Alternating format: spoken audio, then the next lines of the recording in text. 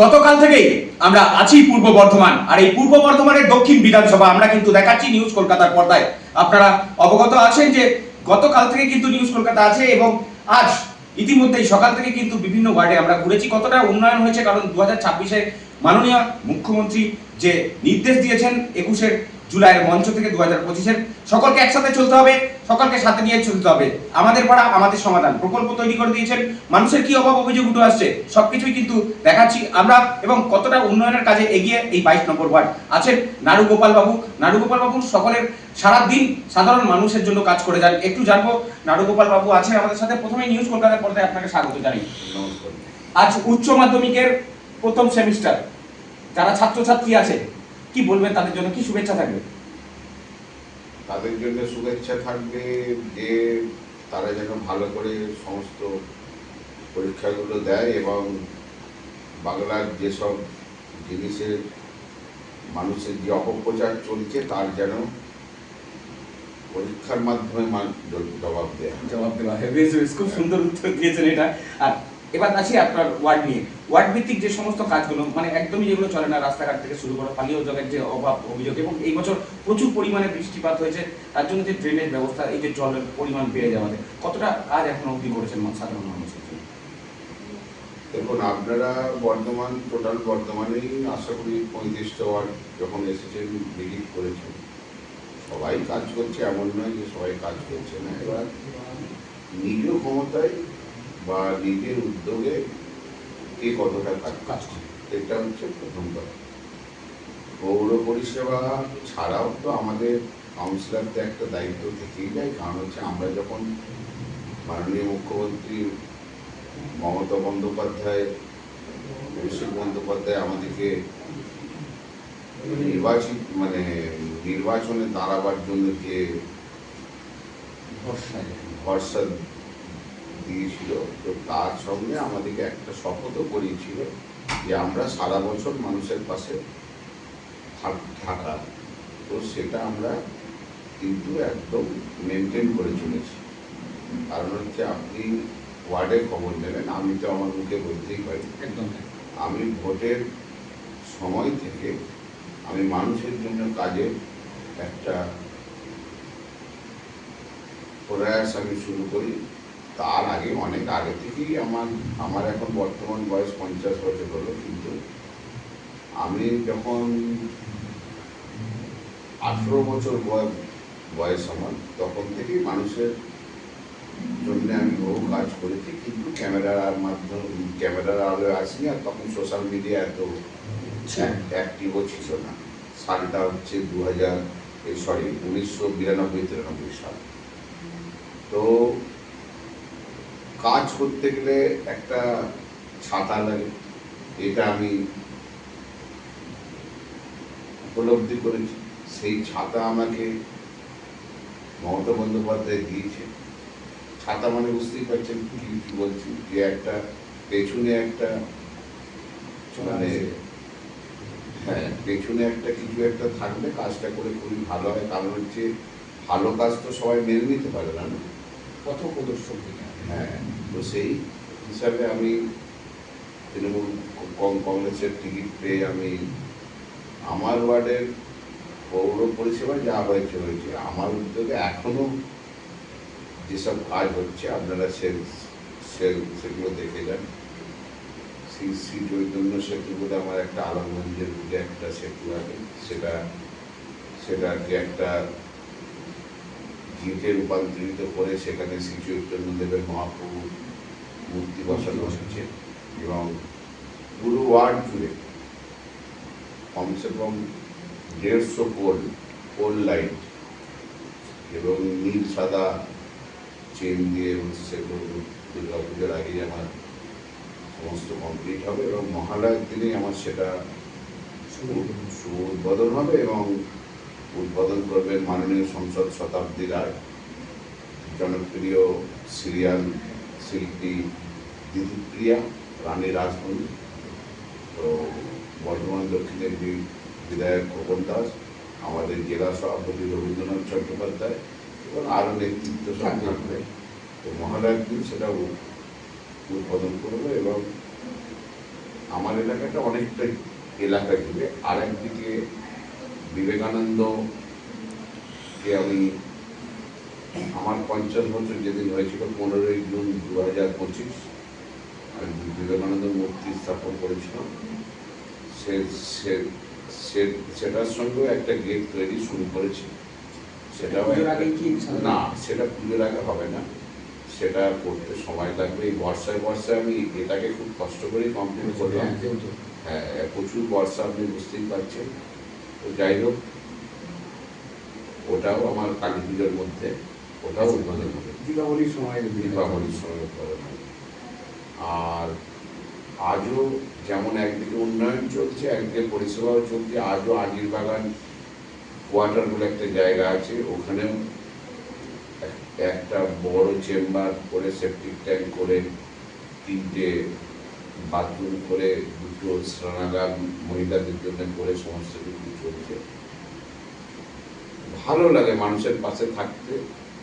ঠাকুর যতটুকু ক্ষমতা দিয়েছে, মানে আমি চাই যে চতুর্থবারের জন্য যেন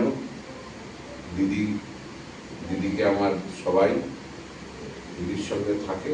তার জন্যই মানে মানুষকে বোঝানো যে বাংলার যে বিরোধী দলগুলো যেসব উৎসাহ ঘটাচ্ছে, কারণ হচ্ছে দেখুন তৃণমূল দলটা দিন দিন বাড়ছে। এখন তো সবাই তৃণমূল। এবার তৃণমূলের মধ্যে কে দু একজন কি করলো সেটা নিয়ে গোটা দলটাকে বদনাম করা কিন্তু উচিত নয়। তাও বিরোধীরা করছে। তো যাই হোক, তার জবাব আমরা 2026-এ বিভিন্ন ওয়ার্ড থেকে দেবো এবং গোটা পশ্চিমবাংলার মানুষদের দেবে। দেখা যাক। আপনাদের বিরোধী দলনেতা তো এসআইআর নিয়ে খুব লাফালাফি করছেন যে 2026-এ একদম নির্মূল হয়ে যাবে, একদম শেষ হয়ে যাবে তৃণমূল কংগ্রেস। উনি তো এই 2025-এ দাঁড়িয়ে বলছেন না, ওনাদের নেতৃত্বে, এবং ওনারা বলেছিল 2021-এও একই কথা বলেছিল। তাহলে ওনারা তো দিন দিন ডিমোশন হচ্ছে আর আমাদের প্রমোশন হচ্ছে। কিন্তু এটাতে আমরা মানে আমাদের মধ্যে দম্ভ আসেনি। কিন্তু আমাদের নেতা অভিষেক বন্দ্যোপাধ্যায় প্রত্যেক জেলার নেতৃত্ব নিয়ে আমার সাথে কিন্তু বিভিন্ন বৈঠক করছেন যে এত উতলা হওয়ার কিছু নাই, যে আমরাই জিতবো এমন কোনো বিষয় নয়। আমরা কিন্তু মানুষের সঙ্গে থাকবো, মানুষের কাজ করতে হবে এবং মানুষের সঙ্গে থাকতে হবে। সর্বস্তরের মানুষকে কিন্তু সম্মান দিতে হবে। একটা রাজনৈতিক দল কোনোদিন কোনো মানুষের সংসার চালাতে পারে না, কিন্তু নিত্য প্রয়োজন ড্রেন, রাস্তা, লাইট, দিদির এই যে সম্ভবত 85টার ওপর যেসব প্রকল্প আছে, সেগুলো আমাদের মতন লোকাল নেতারা যেন মানুষের পরিষেবা দেয়, সেগুলো আমরা যেন ঠিকঠাক দিই। এবং সব থেকে বড় কথা যে বাংলার মানুষ কতটা ভালো আছে সেটা কিন্তু বাংলার মানুষ নিজের অন্তরে জানে। বিরোধীরা দেখুন যে ক্ষমতায় থাকে তার নিয়ে অপপ্রচার হবে। আমি বলছি না যে আমাদের মধ্যে ভুল দোষ কিছু হচ্ছে না, নিশ্চয়ই হচ্ছে, কিন্তু সেটা তো নেতৃত্ব বলে দেয়নি, আমাকে কাউন্সিলর করেছে। কিন্তু কাউন্সিলর হয়ে আমি যদি এখন মানুষের সঙ্গে অত্যাচার করি, মানুষের কাছে তোলাবাজি করি, তো সেটা তো কাম্য নয়। তো একটা জিনিস ভাবতে হবে যে দলটাকে দোষারোপ করা হচ্ছে না। সংসার বেড়েছে, সংসারে 6 ভাই 6 রকম মত হবে, তো সে জায়গায় সব দোষটা বড় ভাইয়ের ঘাড়েই পড়বে এমন তো বিষয় নয়।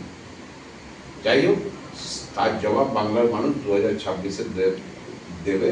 আবার চতুর্থবারের জন্য বাংলার জননেত্রী, বাংলার কন্যা, বাংলার মেয়ে বাংলাকেই চায়, এর জবাব কিন্তু 2026-এ বিধানসভা নির্বাচনে কিন্তু মানুষ হবে।